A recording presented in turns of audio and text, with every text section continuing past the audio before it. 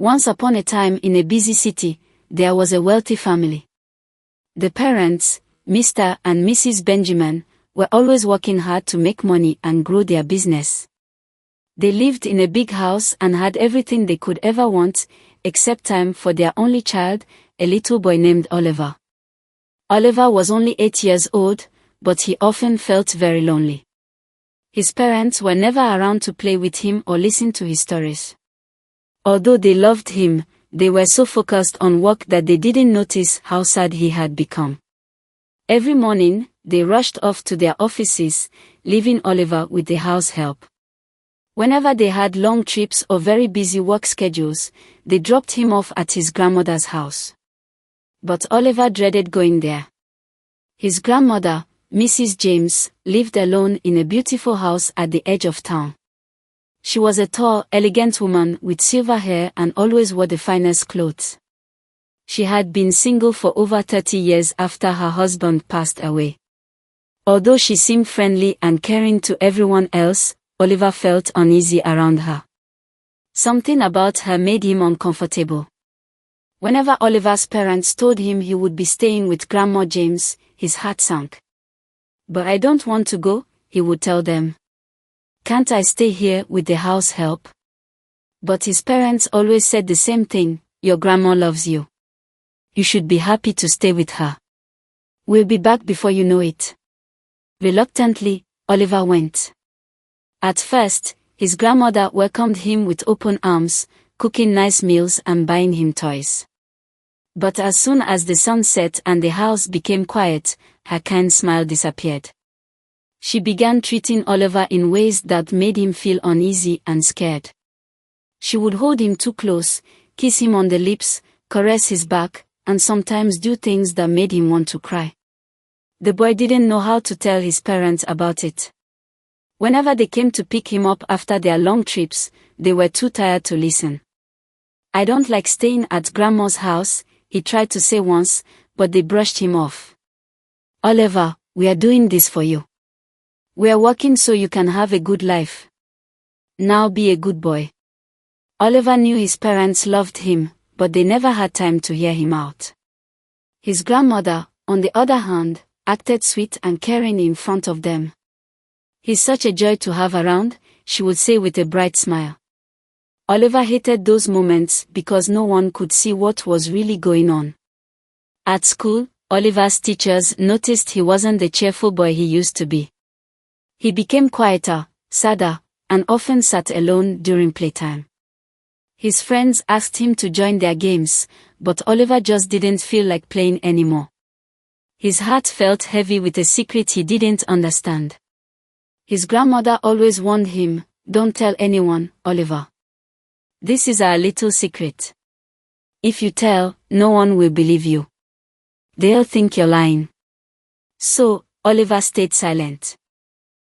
He thought maybe his parents were too busy to help him, and he felt completely alone. The more time he spent at his grandmother's house, the worse it got. Nights were the hardest.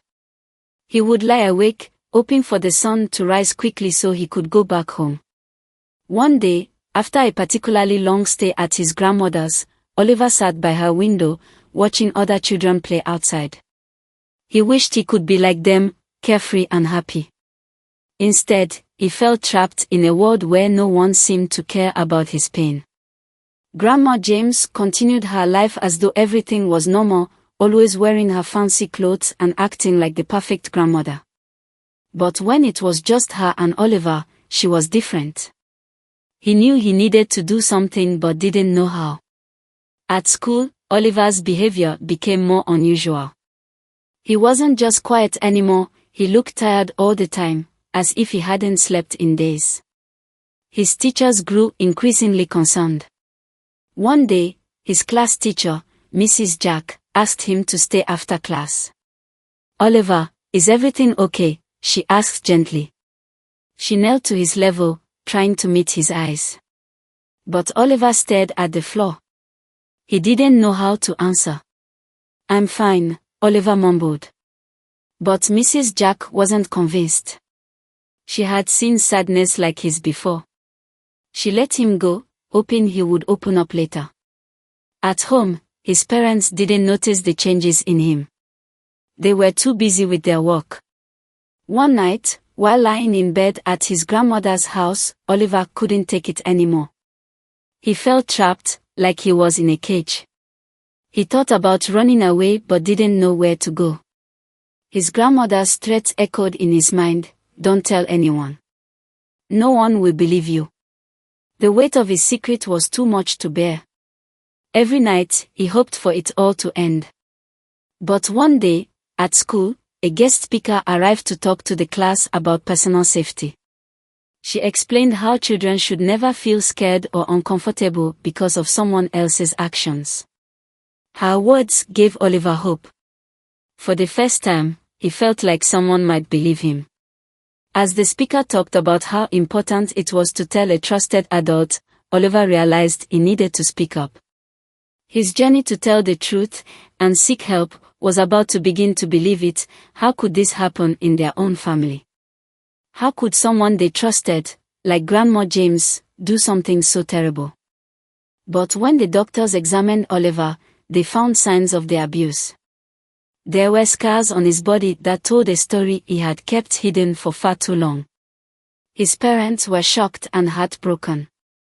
They had been so busy with work, so focused on making money and building their careers, that they hadn't noticed the pain their son was going through. Oliver's father, Mr. Benjamin, sat down in disbelief. How could we not see this? How could we have let this happen? Mrs. Benjamin wept, clutching her son's hand. She felt guilty for leaving him with his grandmother so many times, for not listening when he tried to tell them that he didn't want to go. The social workers promised that they would do everything to keep Oliver safe. They explained that his grandmother would be investigated and that Oliver would no longer have to visit her. Oliver felt a mixture of relief and sadness. He was glad that he had told the truth, but part of him still worried about what would happen next. For the first time in a long time, Oliver didn't feel alone. He had finally found his voice, and now people were listening. The days after Oliver's confession felt like a whirlwind of emotions.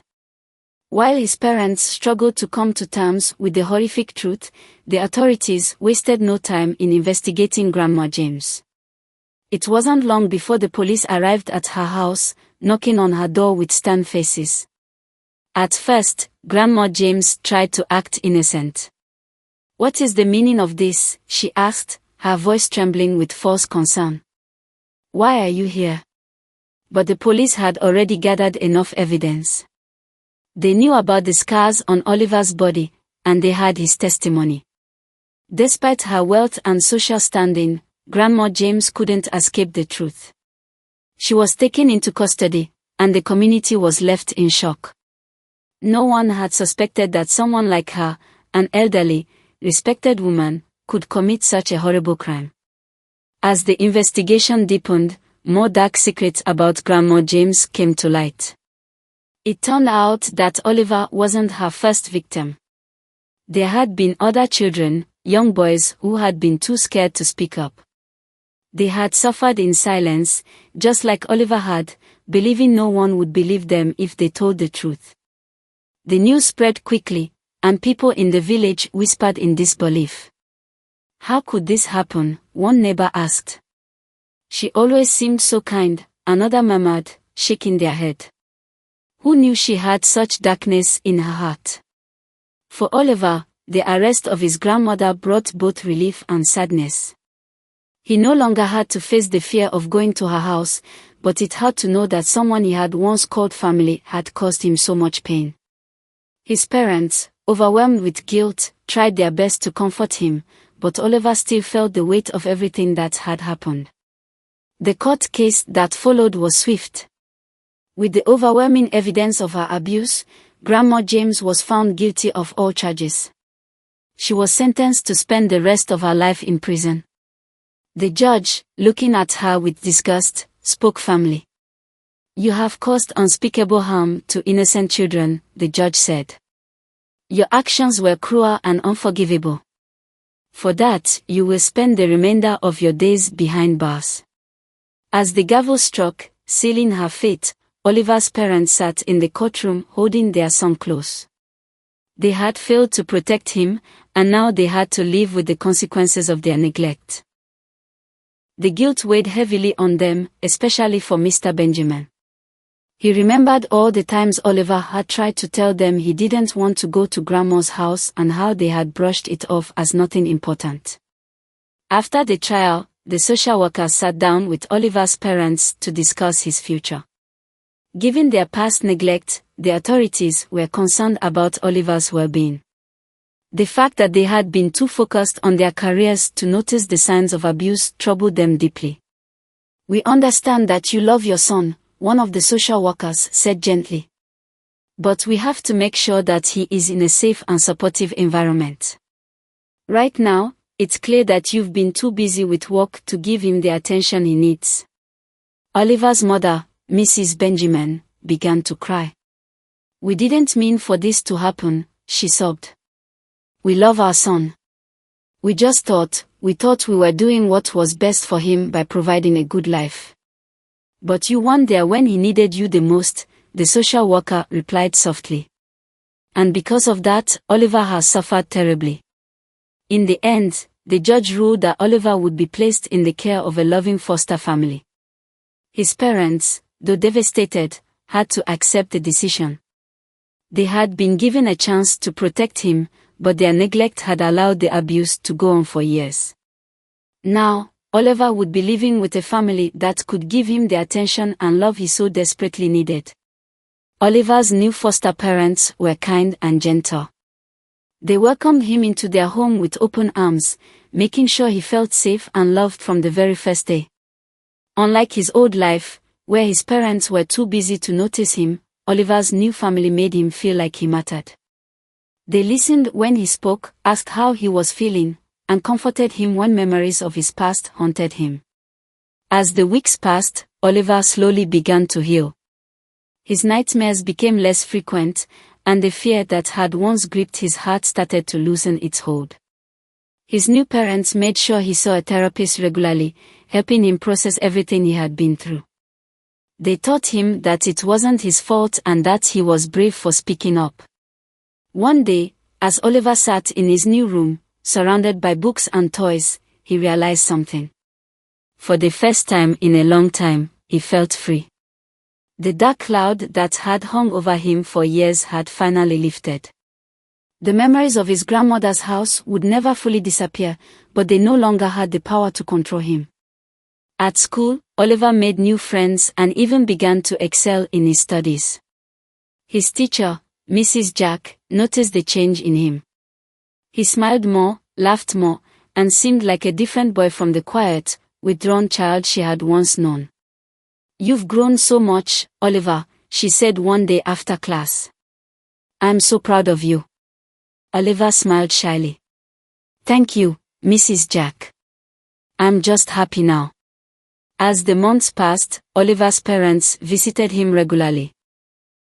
Though they were no longer his primary caregivers, they had learned from their mistakes.